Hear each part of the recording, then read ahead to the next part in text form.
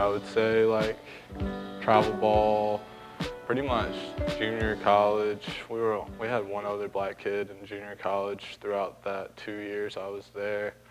Travel ball, I never had another black kid on my team. So, I mean, it's nothing new when you're in Eastern North Carolina, you know what I mean? So I have friends that are from Atlanta who play on predominantly just black teams. So, I mean, baseball is segregated, sure, but it's different in different places, I think. So it's definitely nothing new, but. And so, like, when you get to a new team, like you like obviously last season, you had Shamoy Christopher, you had Marquise Lanier, even Sebastian Martinez, who's from Puerto Rico. So you had some kind of Deshaun as well. You have some of those experiences of guys who are elsewhere, right? Who have kind of those different backgrounds. But when you get to a team like this, is that in your head like, oh, here we go again, or is it like at this point like you're just blinded to it? No, so everything is blinded. I don't even come out here thinking like, oh, I'm the only black kid. What do I have to filter today to say to like make people like me more or like make me seem more a part of the culture? I don't think that's the case at all. I think we're all out here just trying to play baseball. I've never felt at one moment in time out here that somebody was looking at me because of my color, or looking at me at the things I was doing and said that's because of his skin. It's because of who I am. I think everybody out here is taking me for who I am and not for what they see on the outside.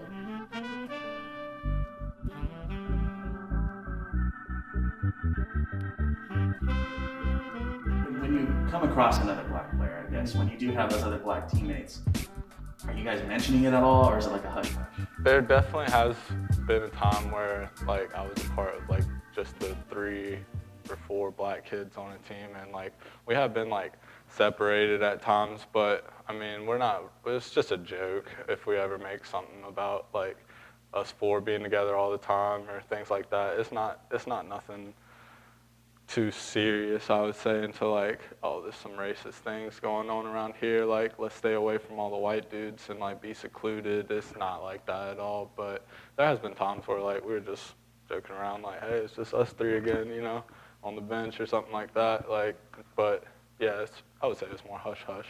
Do you think that the white teammates would see it the same way? Like, do you think there's ever been a time where a white player would be, not necessarily, but I mean, I guess behind your back, or might be saying something, or I mean, obviously we've all had those teammates where we don't necessarily get along with. Yeah. But has there ever been a time where you think, like I think this dude's saying something behind my back? There's never been a time that I've had to like acknowledge someone for that, because if I hear about it, I would definitely go confront somebody straight up about that, because obviously they're saying things about people that they don't know.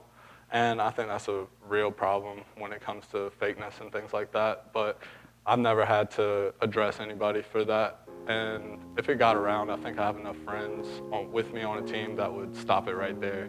So there's respect going around all around the team.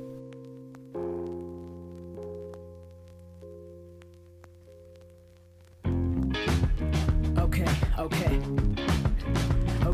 I want to shift the conversation a little bit to Major League Baseball. Obviously, over the last couple of weeks, month or so, other sports leagues have addressed the race issue in this country in a different manner. Obviously, basketball has been dealing with it for a while. Hockey is starting to come light to it. I feel like baseball, I don't know if this is your experience or how you perceive it, but I feel like Major League Baseball has been slow to get there. Yeah. And I want to get your opinion on this. Do you think that Major League Baseball is hiding behind the legacy of Jackie Robinson? Because it feels like me that they tout out, Jackie Robinson every day, or on Jackie Robinson Day, they obviously retired the 42 and named the Rookie of the Year award after him. But it feels like that kind of, now, okay, we did our part. Yeah. Man, that's a tough question. I don't necessarily think that the whole organization is trying to hide behind one guy saying that that's our barrier. Like, we had him in here, like, look at Jackie Robinson, plenty of black kids can play. I mean, if you could play baseball, you're going to get seen and you're going to get found and you're going to make it to the MLB if you're good or not, if you're white, black, Dominican, anything like that. Do more white kids get opportunities? to make it to the MLB than some of us? Maybe. I don't know the statistics behind it, so like I can't just go off a hearsay on that. But when you look at the statistics of black people to whites in the MLB, it's obviously like here to here. It's here to here. Yeah. But I mean, other sports too. It's just what they worked on throughout when they were little. Like I played basketball my whole life. When I was 3 years old, if I'd have worked on baseball like some of these other kids have been in certain neighborhoods and people I grew up with, those kids played baseball, t-ball till they came up with me. So I think that's their culture, and that's what they've been working on for so long, and that's why they pretty much run that sport. I don't know if the MLB is trying to hide behind Jackie Robinson necessarily. I think the barrier has been down for a long time.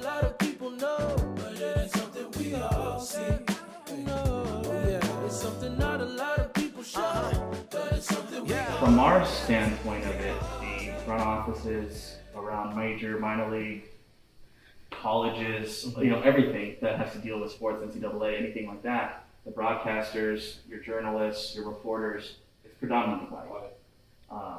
And that has been, and like to a degree that's even higher than on the field. Because this job is already tough to get in. It's really hard to get in. So when we see that, black people have one play-by-play in Seattle, and there's one Latino in Anaheim. Mm-hmm. It's like, to me, and I'm sure kind of like that you alluded to, is just like, yeah, that's just how it is, right? But like thinking, well, maybe we can change that. Maybe we can move forward. It's like the only way this game expands. It's like the Major League Baseball talks about expanding all the time, right? How they want to expand to the younger audience. Well, they should expand their brains to opening up to more people in different races being up in the show. Yeah. I mean, just like you were saying, expansion. Like, just open your mind up and don't take one culture away from the fact that take one culture, white people, has been running the show for so long. Doesn't mean that anybody else can't do it, obviously. But I feel like one of the changes, at least on the player side, has been the way broadcasters, journalists, reporters talk about those players and how the spirit of the game, or that's not the way we play the game, right? That kind of old adage, some dude's bat flipping, someone's showing somebody up. You think Marcus Stroman, right? Marcus Stroman, what an incredible talent he is. Struck him out. 7 strikeouts in the first 3 innings for Marcus Stroman. And what an incredible community guy he is, too. But he gets talked down to because he's showy. He's not, but if Joey Votto does it, it's okay. So I think that, I don't know if you've ever personally felt that to you, but I know that certainly exists. It definitely exists. Like the way we talk about it is important. And like, that's just how the game is now. Like, I mean, if you're gonna strike me out and wave me off to the dugout, as soon as I hit that 400-foot tank off you, I get to do what I want to. I won. And it shouldn't matter the way I do it or how I look when I'm doing it. I just get to do what I want because it's my moment. I guess you can never be everybody's best friend. Obviously, like you're always gonna get hate no matter where you're from or who you are. But it seems to disproportionately affect those of color.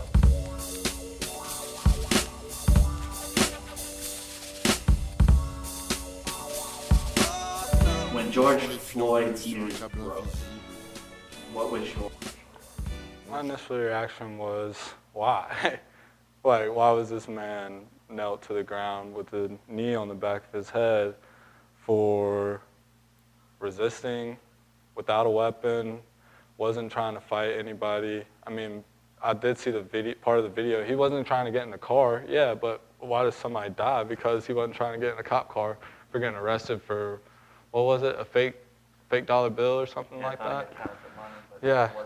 That wasn't even true. And then you see a cop do that to somebody, and obviously he knows what he's doing.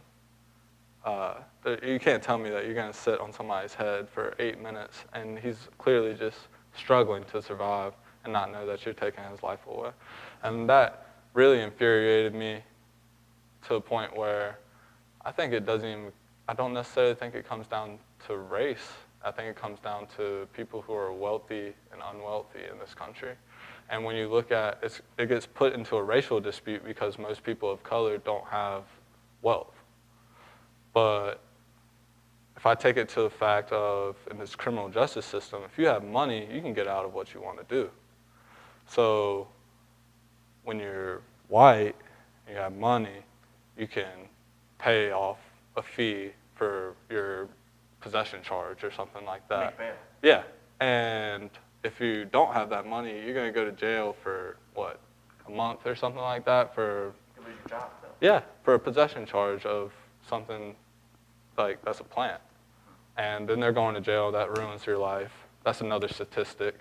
That's another black man on the statistics for why we should keep having a war on drugs, or look at the prison.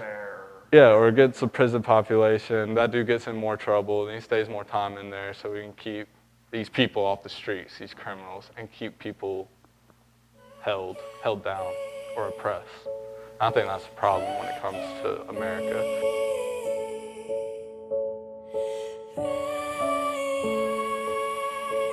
We're all worried about racial inequality and stuff.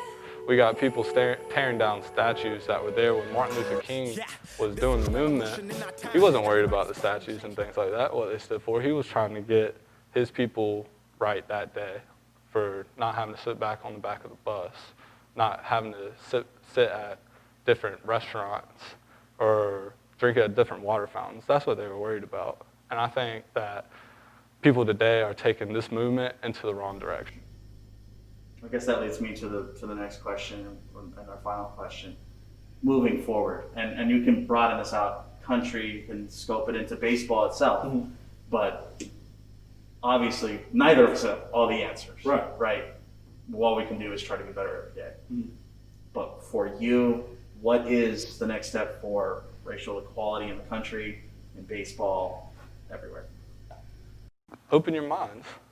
Open your minds to the fact that there's good human beings on this earth and there's terrible human beings on this earth. And the majority of people on this earth are good people. And just because someone does something bad, it's not because of their culture or background or something like that or their race, it's because they were a bad person. When you see a crime happen, if you just put stats on a piece of paper of murders, crimes like that, those are all bad things. It doesn't have to, none of that has to do with what color this person was. Those are just terrible things. And I think that our criminal justice system needs a more thorough hiring process throughout law enforcement. I would like to say that I would like to see psychiatrists and certain like sociologists do hiring. That way they can tell throughout interviews and things which cops are not fit for the job. And I think we need to hire or require higher standards to become a police officer.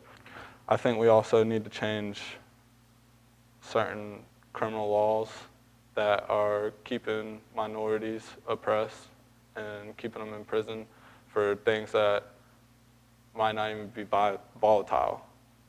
And we need to, I could go in this for days, man. I'm a criminal justice major. Like, I plan on going to law school and things like that. So like, I've been studying this for the past 4 years. There's so many things wrong with our system.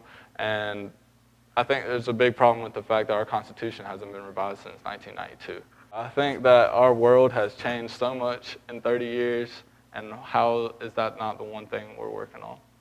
How to make things better. No one wants, but when you make everything great for everybody, who's going to be on top? Us, instead of one person. But I think that's the problem. Everybody's trying to fight for a top spot in this world. It's just American dream. Go get yours, be on top, be the king.